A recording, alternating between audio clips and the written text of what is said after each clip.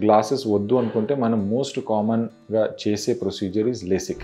లేసిక్తో పాటు PRK smile is also laser procedure. ఈ మన నల్లగుడ్డు ఏదైతే ఉంటుందో దాని ముందు ఒక న్యాచురల్ గ్లాస్ లాంటి స్ట్రక్చర్ ఉంటుంది, దాన్ని కార్నియా అంటాం. కార్నియా షేప్ మీద మన గ్లాసెస్ పవర్ డిపెండ్ అయి ఉంటుంది. మనం చేసే లేజర్ ప్రొసీజర్ ఈ కార్నియా పైన చేస్తాము అండ్ దాని షేప్ మార్చేస్తాం. లేసిక్, పిఆర్కే ఆర్ స్మైల్ అన్నిట్లో ఇదే బేసిక్ కాన్సెప్ట్.